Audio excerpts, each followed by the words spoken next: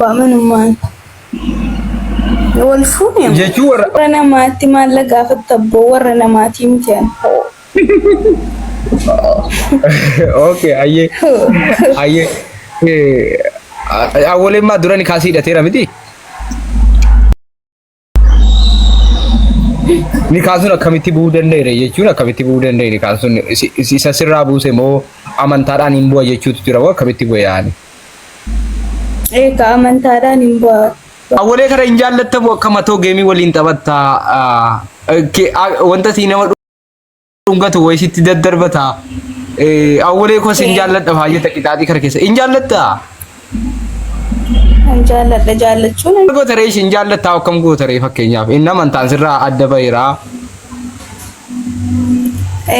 Wanti rabbiin wanta maalin beekamu amma. Warra abbaa manummaan akka inni jiraatu gaa fakkeenyaaf anillee nan beekas ati natti himne kanuma dura gaafa inni kaasii godhatu qabe kun normaaluma waan jiru walla kana biyya keesseera quban qaba jaraa walitti dhufeenyaan qaba wallee illee amma wanaan walitti wanta si ajaa'iba wajjibbiinsa nama tokko wajjibbiinsa keessuun qabu mubaarikii yeroo ramshaa sana yoo waliin haasofna argiteetta yoo argiteettaati akka namni ittiin ulaalu miti jechuudha walitti dhufeenya qabna waan ta'eef ani quban qaba jechuu barbaadeetanii warra nama miidiyaatti dhufee wal baasee wal loluu inuma namanina walumaa galatti toba yeesaa waliin haasa'anii dhufanii asirratti wal fixu. Ani yeroo Mubaarik waliin tattaafatan Mubaarikiin walii bilbil tiigalee amma Mubaarikiin walii bilbilee dhumna nuti tiigalee itti walii gallee. No. Asirratti laasanii wallahi an lakkoofsa koo awwalee wajjin lakkoofsuma koo an lakkoofsa koo ittiin kennu si takka bakka lakkoofsa no itti kennitee miti no saara akkas miti eeguma kiristaana ta'e wallaa keessaa dubbadheen hin beeku. No itti kennitee miti bar ammas itti kennitee hin jenne an utumati ayla wadee wajjin utumati mee waa gaafanna mee mubee mee koy waa gaafanna tilaatee egaa gaafannu akka nama duwwaa jiru tokkotti si gaafanna mitiire maalla gaafanna akka warra namaatti wayii si gaafanna gargar gaafin beekita akka warra namaatti maalla gaafatta abboo warra namaatii miti ani. Okay, ayyee awwaleen maa dura ni kaasii hidhateera miti. Ni kaasuun akkamitti bu'uu danda'eera jechuun akkamitti bu'uu danda'e ni kaasuun isa sirraa buuse moo amantaadhaan hin bu'a jechuutu jira moo akkamitti bu'e yaani? Egaa amantaadhaan hin bu'a. Amantaa jijjiirannaan hin jiru jechuudha yaani. Silumayyuu maan ni beektaa namni walitti dhufnee ni dhabne waan ta'eef anis silkii dhumaraan wajjin haasofneeti malee.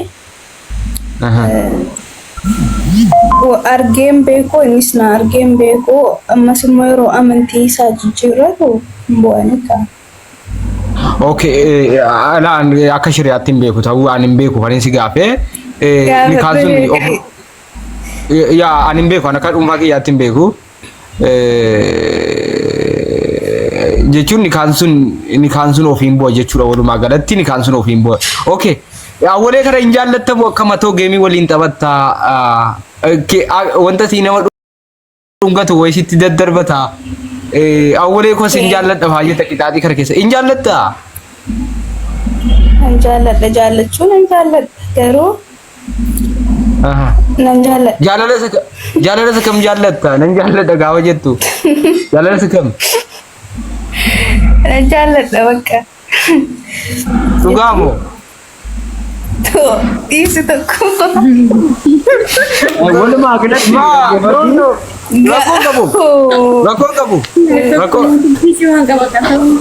rakkoon qabu jaallachuun maa rakkoon qabu akka kiyyatti rakkoon qabu akka nama biraatti anuu nama nan jaalladha bar anuu nama nan jaalladha akka kiyyatti rakkoon qabu jechuun amma maal gootaree ishiin jaallattaa akkam gootaree fakkeenyaaf inni amantaan sirraa adda baheera. Wanti rabbiin wanta maalin beekamu amma wanti yaadamu jechuun abdiin muranne isarraa abdiin muranne jechuudha. No akkasii miti. jechuun amanuu danda'a waan jedhu qalbii kee keessa jiraachuu danda'a waan ta'eef jechuu kooti yaani amanuu addeebi'uu danda'a carraa akkasii fa'aa eegaa jirta ta'uu mala jechuudha. Rabbiin Rabbi jedhe maaliin beekamu hojii Rabbiin beekamu. Yaa hojii Rabbiin beekamu yaa hojii Rabbiin beekamu. Yaa kanaaf akka carraa musliima ta'e jaalala waan qabduuf itti deebi'uun hin malaa jechuudha. Kun normaali barbaaba rakkoo qabate silaa ko habibi jechuun argaa jirra wajjin taphataa jirti waan ta'eef yaani hanga xixiqqeessuu warrabsuu awwalee akkas minaamin hojjenne faayidaan qabu. Siigalee ammas keessatti fakkeenyaaf isii wajjin taphataa jirti. Amoonni dhiisa walii kanarraa fagaadhu jedhe naaneffattee narraa fagaachuu dandeessi siigalee. Ani maaf naaneffate bare walii dhiisi walii irraa fagaadhu yoo hin jedhe karaa si baasu siitu beekaa xiqqoo akkasitti naawwadhaa jechuu barbaadeetanii shi. Tesilati immoo keessattuu akkasitti hubadhu wajjin argaa jiraate argaa jirtu fakkaata tarii bilookii gooteettaa laa ta'u bira.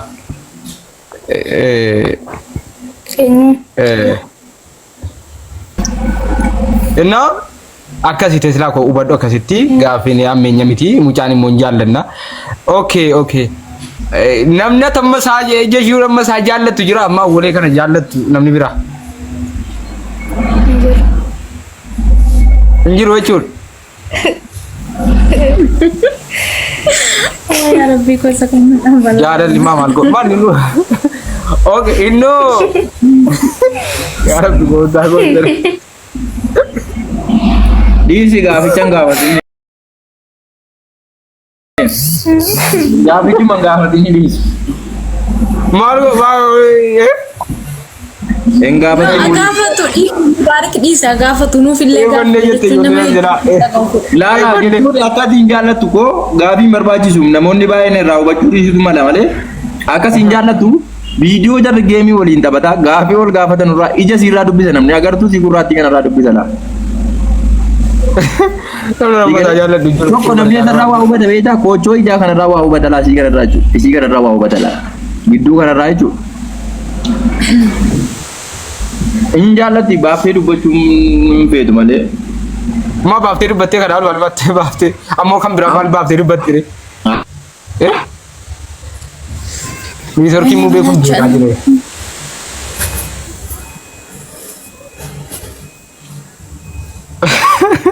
Nargaa gattee saara bar nargaa gattee. Ana akka kootti gala waan sitti hima dhugaa tokko sitti hima. Ana akka kiyyatti. Ani ammas wantan sitti himu. Koi hawaasitti na dhagaye dur akka kiyyatti. Miza ana akka keetti fedhii keeti nama biraa jaallattes isa jaallattes akka kee akka kootti akka yaada tokkummaatti. Siigalee akka yaada tokkummaatti fedhii keeti akka yaada tokkummaatti akka yaada nama biraatti hin beeku. Waan fedhii yooti wajjin taate akka yaada kootti nan ilaallatu jedhanii isa akka kootti kun kan nama biraa ammoo hin beeku. Ani maafa waliin haasofte dheesi isan jibbite awwalee jibbite jedhee wanta itti gammadu hin jiru akka yaada tokkummaatti kun tarii namni biraa si jibbuu danda'a si jaallachuu danda'a sun dhimma nama biraati eegalee an normaaluma tan si ilaala jechuu kooti mataa kiyyaafaniin fiiga waan ta'eef isa ta'uu sitti hima wanta tokko sitti hima wanti hundinuu akka gorsaatti kun amantaan waa hunda dursaa jaalalallee dursaa namnaadhaaf abbaa ofii haadha ammas amantii koorran jaalladha. Yaa koi waasitti koorran jaalladhu ammas. Obsati waasitti ma obsati amma amantii irra jirta bara namni haadha dhalate irraa amantii ofii filata haadha irraa dhalate haadha jeessa gargaraatti nama baattee nama deessi irraa amantii ofii filata wannan sitti mu yeroo walii waliinis taphattu anama walee xalaata koomitii garuu na biratti waa'ee amantii akka hin dubbanne waadaa seensiseera na biroo dhuftee waa'ee amantii na biratti hin dubbatini deemi nama feete biratti dubbadhu innis nama biratti dubbattu ani hin beeku garuu na biratti dhuftee in dubbatin jedhee waadaan galcheessa shattu toleeyyuu naan jedhennis wannan sitti mu garuu amantiin haadha ofiitti dhabamaa amantiin waan guddaadha waan ta'eef awwaleen kun fakkeenyaaf akka amantii si biratti illee akka amantiin xunne gaafa si waliin taphatu waa'ee amantii siyaasa sitti fayyadamee akka ni waa'ee amantiin kaafneef ofirraa eegee amantii kee jabeeffadhu. Atiin qalladuu. Oi gaafiidha qallis gaafiidha. Osin kada nure. Thank you gammachuudha. Dhufeen nuyyuu. Maina fangette won. Filtara screen ko goge filtara narraa kaasuu dide reef narraa kaasa. Nagaadhaa tokkee. Akkam jirta fayyuma? Jira tokkee ko akkamati. Intala keenya gorfata jira obboleesso. Ati maana Yoni sortina qabu galee waliin natti siirimu guys. Sichinatti gorsita jedhee yaadu.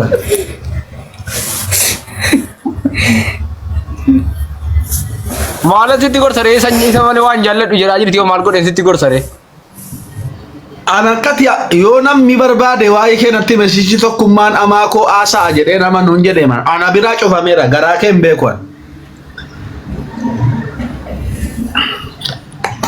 Fakkeenyaaf mee wal gaasaa rabbiidhaati si eebe si dhaggeeffadhaa si lamma waliin dubbadhaa mee wal dubbisaa mi'aatti. waa tokko nama nalaa tokkean yeroon akkana jedhu na gargaartaa miti. Fakkeenyaaf ituu sinin jaalladhu hin barbaadu jette giddiidhaan jaalladhu hiriyaa kooti akkati hin jenne nan beeka. Nan jaalladha yoo sin jette immoo noo hin jaallatin akkati hin jenne nan beeka. Nan sobee haasaa kana irratti. Maal akkamitti jira utuma sheexana ta'e hin jedhu akkamitti jaallatin jedha hin jedhu wallahi.